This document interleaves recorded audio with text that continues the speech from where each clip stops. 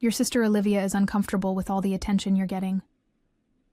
My father's words hit me like a slap across the face as I stood in the kitchen of my childhood home in Charlotte, North Carolina.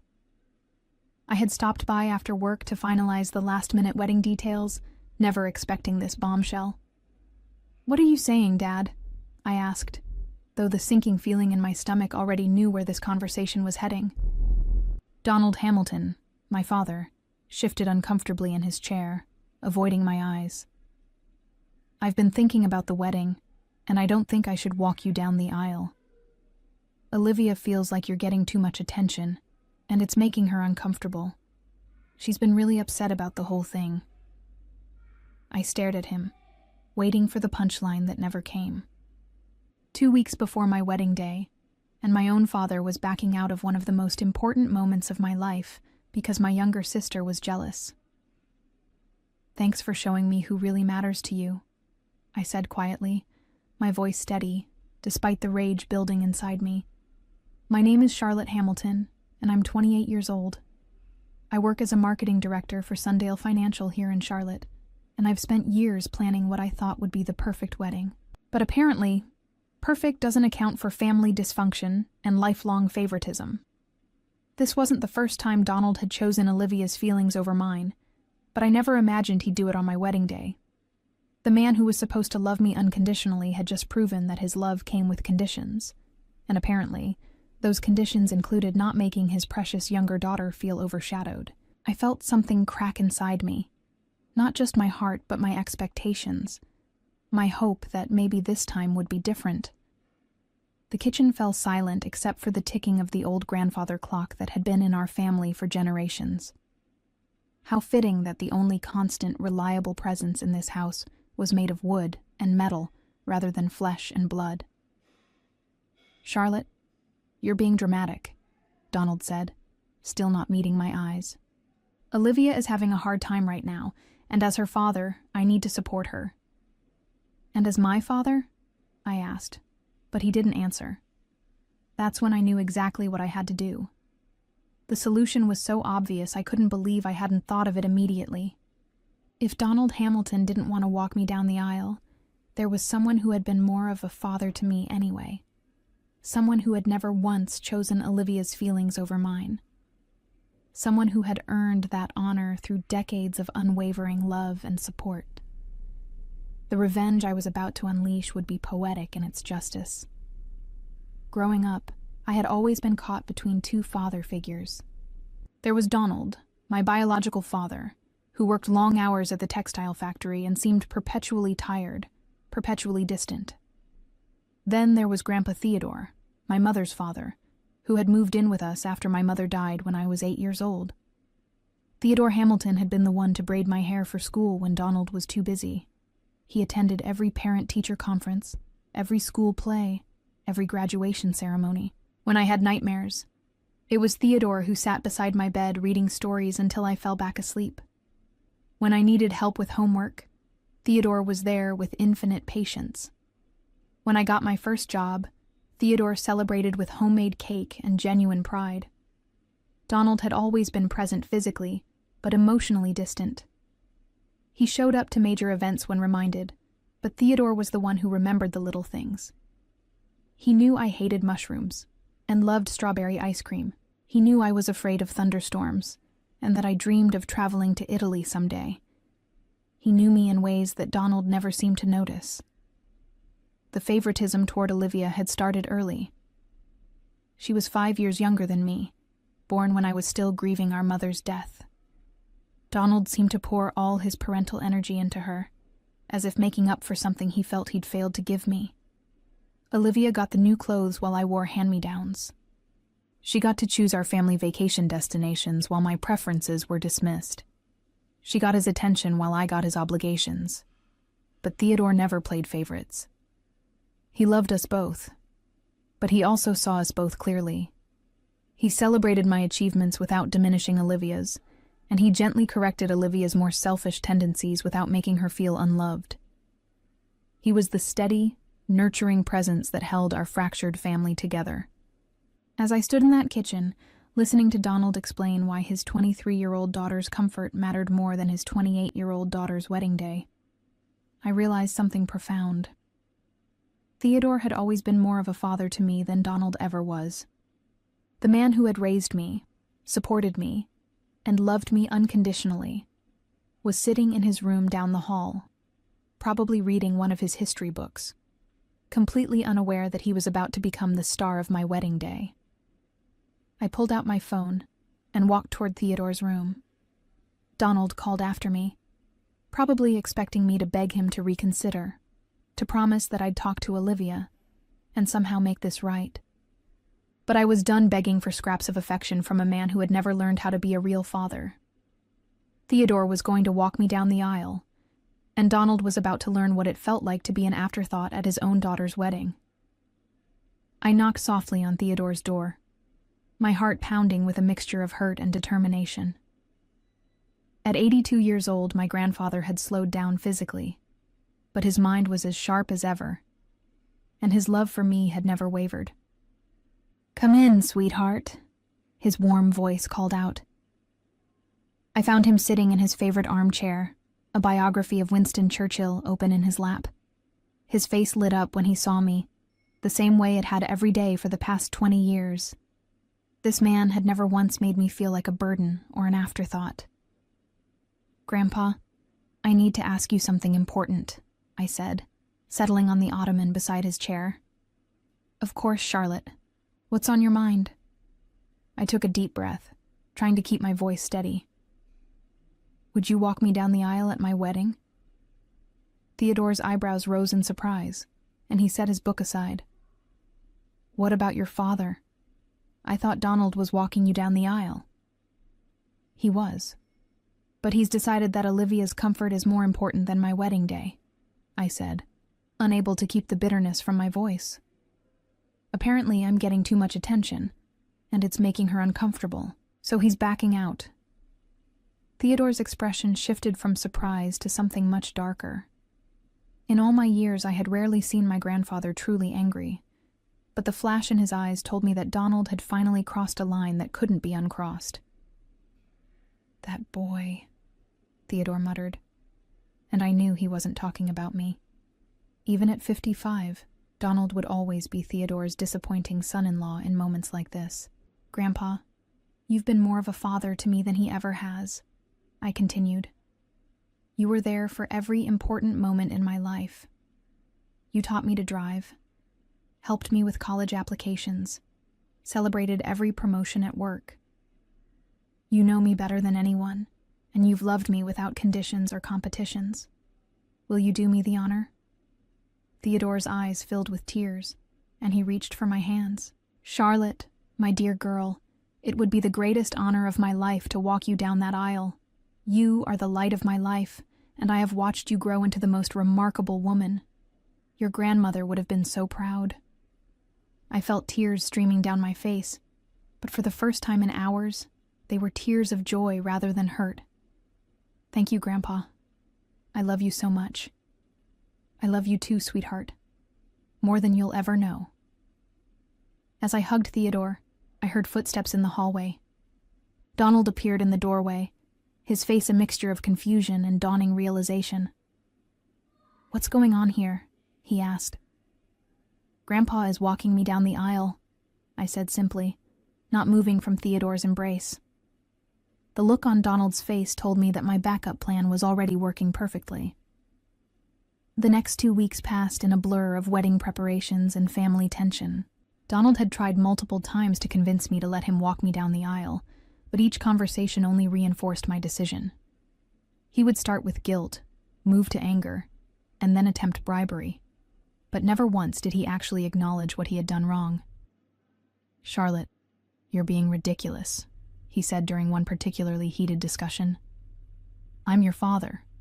It's my right to walk you down the aisle." "Rights are earned, not given," I replied calmly. "Grandpa earned that right every single day for 20 years. What Donald didn't understand was that this wasn't just about the wedding day. This was about a lifetime of being second best, of having my feelings dismissed in favor of Olivia's comfort. of being treated like an obligation rather than a beloved daughter. The wedding was simply the final straw that broke my willingness to accept his half-hearted love. Theodore, meanwhile, had thrown himself into wedding preparations with enthusiasm that warmed my heart. He insisted on buying a new suit, spent hours practicing his walk to make sure he could handle the aisle without his cane, and even asked to see the church beforehand so he could visualize the moment perfectly. "I want everything to be perfect for you, my dear," he said as we stood in the sanctuary of St. Michael's Church, where I would be married in 10 days. "It will be perfect because you'll be there," I assured him. The guest list had become another source of drama. Most of our extended family knew Theodore as my primary father figure, so they weren't surprised by the change. In fact, many of them seemed relieved that someone would finally stand up to Donald's favoritism. My Aunt Patricia, Theodore's daughter and my mother's sister, had been particularly supportive. "It's about time someone put that man in his place," she said during a phone call. "Theodore raised you after your mother died, not Donald. Theodore deserves this honor." But Olivia was furious. She had called me 3 times, each conversation more heated than the last. "You're destroying our family," she accused during our final conversation before the wedding. "Dad is heartbroken, and it's all your fault. Dad made his choice when he decided your feelings were more important than my wedding," I replied. "I'm just living with the consequences of his decision." "You're being selfish and vindictive." "I'm being authentic for the first time in my life," I said. "I'm done pretending that Dad's neglect is acceptable just to keep the peace." The truth was, I wasn't trying to punish Donald as much as I was trying to honor the man who had actually earned the title of father in my life. Theodore had been my rock, my supporter, my cheerleader, and my guide. He deserved to walk me down the aisle not as a replacement for my father, but as recognition of who my real father had always been. 3 days before the wedding, Theodore and I met with Reverend Matthews, who would be officiating the ceremony. I had asked for a special addition to the traditional service. "Reverend, when you introduce the person walking me down the aisle, I'd like you to say something specific," I explained. "Of course, Charlotte. What would you like me to say?" "I'd like you to announce Theodore Hamilton, Charlotte's beloved grandfather and the father figure who raised her with unconditional love." Reverend Matthews smiled warmly. "That's beautiful, Charlotte. I think that's a perfect tribute to your grandfather's role in your life." Theodore squeezed my hand, tears in his eyes. "You don't need to do that for me, sweetheart." "I'm not doing it for you, Grandpa," I said. "I'm doing it because it's the truth." The morning of my wedding dawned clear and bright, a perfect October day in Charlotte. I woke up in my childhood bedroom, feeling a strange mixture of excitement and melancholy. This was supposed to be the happiest day of my life, and in many ways it would be, but the absence of my father's support cast a shadow over everything. Theodore knocked on my door at 8 a.m., carrying a cup of coffee made exactly how I liked it. "Good morning, beautiful bride," he said, his eyes already bright with pride and joy. "Good morning, Grandpa," I said, accepting the coffee gratefully. "Are you ready for this?" "I've been ready for this day since you were 8 years old," he said simply. We spent the morning getting ready together, something that felt surprisingly natural. Theodore had always been comfortable with the emotional intimacy that Donald had never managed. He helped me with my necklace, told me stories about my mother's wedding day, and held my hand when I got nervous about walking down the aisle. "Your mother would be so proud of the woman you've become," he said, as we looked at ourselves in the full-length mirror. "And she would be proud that you chose love over obligation today." At noon, we arrived at the church. I could see Donald's car in the parking lot, and I felt a familiar knot in my stomach. He would be sitting in the congregation as a regular guest, watching his father-in-law fulfill the role he had abandoned. Part of me felt guilty for the humiliation he would experience, but a larger part of me felt vindicated. Actions had consequences, and he was about to experience his. In the bridal room, my maid of honor, Jessica, helped me with final touches to my dress and makeup. She had been my roommate in college and knew the full history of my relationship with Donald and Theodore. "Are you having any second thoughts?" she asked gently. "None at all," I said firmly. "Grandpa has earned this moment and Dad chose to give it up. I'm at peace with my decision." At 2 p.m., the music began. Jessica and the other bridesmaids walked down the aisle, followed by my flower girl, Olivia's 6-year-old daughter, Sophia, who had thankfully been kept out of the adult drama. Then it was time. Theodore appeared at my side, looking distinguished and proud in his new navy suit. He had traded his usual cane for a walking stick that had belonged to his own father, a family heirloom that made the moment even more meaningful. "Ready, my dear?" he asked, offering me his arm. "Ready, Grandpa," I said, taking his arm and feeling a sense of rightness that I had never experienced with Donald. The church doors opened, and I saw the faces of everyone I loved turning toward us. My husband-to-be, James, stood at the altar with tears in his eyes. The photographer captured every moment as Theodore and I began our walk down the aisle. But I also saw Donald sitting in the third row, his face a mask of regret and realization. Olivia sat beside him, looking uncomfortable and angry. They had gotten exactly what they asked for, a wedding day where Olivia wouldn't have to watch her sister receive their father's attention. But they clearly hadn't anticipated how it would actually feel to watch Theodore take the place of honor that Donald had thrown away. As we walked, I heard whispers of approval from the guests, many of whom knew our family history and understood the significance of this moment. This was it. This was my revenge. Sweet and public and absolutely justified. As Theodore and I reached the front of the church, Reverend Matthews stepped forward with a warm smile. "Dearly beloved," he began, "we are gathered here today to witness the marriage of Charlotte Hamilton and James Rodriguez. Charlotte is being walked down the aisle by Theodore Hamilton, her beloved grandfather and the father figure who raised her with unconditional love." The words rang out clearly through the sanctuary, and I saw several guests nodding in approval. Theodore squeezed my arm gently, his eyes shining with pride and emotion. "Who gives this woman to be married to this man?" Reverend Matthews asked. Theodore straightened his shoulders, his voice strong and clear despite his 82 years.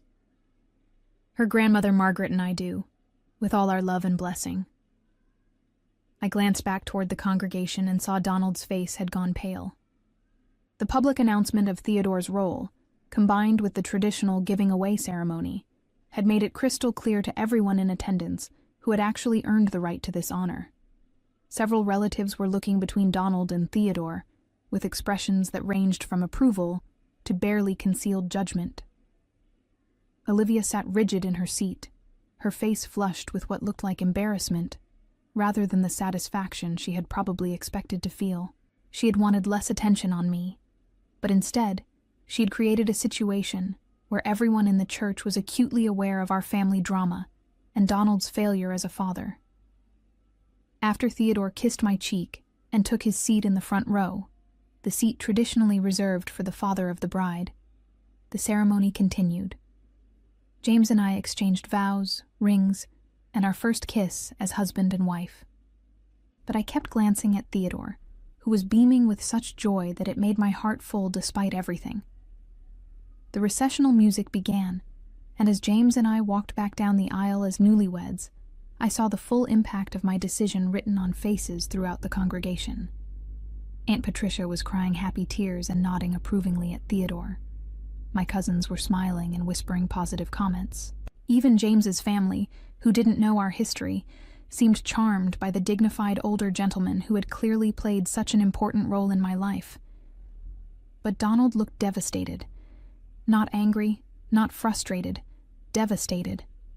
He was seeing, perhaps for the first time, what his years of emotional neglect and favoritism had cost him. He had lost the honor of walking his daughter down the aisle, but more than that, he had lost the respect of his extended family and the acknowledgement of his role in my life. Olivia looked like she wanted to disappear. The attention she had been so uncomfortable with me receiving was now focused on the family dysfunction she had helped create. Guests were clearly talking about the unusual arrangement. but not in the way that reflected poorly on me. Instead, they were praising Theodore's obvious devotion and quietly questioning Donald's absence from the father of the bride role. As we reached the back of the church, Theodore caught up with us, moving more quickly than I had seen him move in years. "Charlotte, my dear girl," he said, tears streaming down his face. "That was the most beautiful ceremony I've ever witnessed. I am so proud to be your grandfather, and so honored that you chose me for this moment. Thank you for being the father I needed when I needed one," I said, hugging him tightly. Behind us, I could hear the murmur of guests discussing the ceremony, and I knew that the story of Theodore's walk down the aisle would be told and retold at family gatherings for years to come. Donald's absence from his traditional role would become family legend, a cautionary tale about the consequences of favoritism and neglect. My revenge was complete, and it was perfect. The reception at the Charlotte Country Club was everything I had dreamed it would be, made even more special by Theodore's presence at the head table. As the father figure who had walked me down the aisle, he sat in the place of honor typically reserved for the father of the bride, while Donald sat at a regular guest table with Olivia and her family. During the cocktail hour, I watched as guest after guest approached Theodore to congratulate him and share stories about his role in my life. My college friends talked about how he had visited me at school and taken me out for dinner whenever I was homesick. My coworkers mentioned how he attended every one of my work presentations and company picnics. Family members shared memories of Theodore stepping in to fill the gaps that Donald had left. "Theodore, you did such a beautiful job walking Charlotte down the aisle," said Mrs. Henderson, our longtime neighbor. "You could see how much that moment meant to both of you." "It was the honor of my lifetime," Theodore replied, his voice still thick with emotion. Meanwhile, I noticed that Donald was having very different conversations. People were politely asking where he had been sitting during the ceremony, and his explanations were met with confused and sometimes disapproving expressions. The story was spreading through the reception, and not in a way that painted him in a favorable light. When it came time for the father of the bride's speech, I stood up and took the microphone. "I want to thank someone very special," I began, looking directly at Theodore. "Grandpa, you have been my rock, my guide, and my biggest supporter for the past 20 years. You taught me what unconditional love looks like, and you showed me every day that actions matter more than titles. Thank you for being the father I needed when I needed one most. This day wouldn't have been complete without you by my side." The applause was thunderous, and I saw several guests wiping away tears. Theodore stood up and bowed slightly, his face radiant with pride and joy. As the evening progressed, the full weight of Donald's choice became increasingly apparent. During the traditional father-daughter dance, I danced with Theodore instead, and the DJ announced it as Charlotte dancing with her grandfather Theodore, who raised her and walked her down the aisle today. The symbolism was unmistakable. Every tradition that typically honored the father of the bride was instead honoring Theodore, while Donald sat at his table looking increasingly isolated and regretful. Olivia had stopped trying to defend their decision and was now staring at her plate, clearly uncomfortable with the attention her manipulation had brought to the family dysfunction. After our dance, several other family members approached Theodore to shake his hand and express their admiration for his devotion to me. My great-aunt Helen, the family matriarch, made a point of telling him loudly enough for nearby tables to hear. "Theodore, you've always been the real father in Charlotte's life. Everyone in this family knows that. You earned this honor." Donald overheard this comment, and I saw him flinch as if he'd been physically struck. The public recognition of Theodore's superior claim to the father role was exactly what I had hoped for, but seeing Donald's pain was more complicated than I had expected. I felt vindicated but not cruel, satisfied but not vengeful. As the reception wound down, Donald approached me hesitantly. "Charlotte, I need to talk to you," he said quietly. "What is it, Dad?" "I made a mistake," he said, his voice barely above a whisper. "A terrible mistake. I should have been the one walking you down that aisle, and instead I let Olivia's jealousy convince me to give up the most important moment I'll ever have with my daughter." I looked at him for a long moment, seeing genuine regret in his eyes for the first time. "Yes," I said simply. "You did." The months following my wedding brought consequences that reached far beyond that single day. Donald faced years of family ostracism when relatives learned he had refused to walk his daughter down the aisle due to his other daughter's jealousy, making him appear weak and favoritism-driven to extended family who had always respected my independence and achievements. Olivia lost her sister's love permanently when I realized that her selfishness had cost us both our father's presence at the most important day of my life, leading to complete estrangement between us that would last for years. Donald's relationship with both daughters deteriorated as I maintained limited contact, while Olivia grew resentful that her manipulation had backfired and created family drama she couldn't control, leaving him isolated from both children he had failed in different ways. Theodore became the acknowledged patriarch of my new family, present for every milestone and celebration, while Donald was excluded from future grandchildren's lives and major family events, having proven through his absence that titles don't make fathers. Presence and love do. I smiled as I looked through my wedding photos months later, seeing Theodore's radiant face as he walked me down the aisle, surrounded by family and friends who celebrated our bond without reservation, understanding that Donald's rejection had revealed which relationships in my life were built on unconditional love rather than conditional approval. Sometimes losing a disappointing father helps you appreciate the people who truly deserve the title. And I learned that the most satisfying revenge isn't always about punishment. Sometimes it's simply about choosing to honor the love that has always been there, waiting to be recognized.